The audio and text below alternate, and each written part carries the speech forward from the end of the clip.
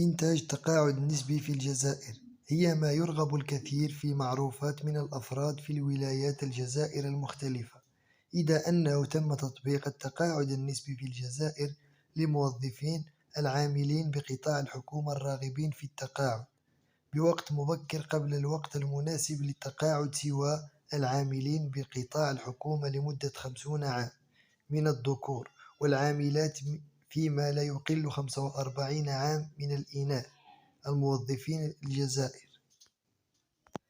بعد انتظار الموظفين من المتقاعدين كفى أن نتائج القبول خاص بالتقاعد النسبي.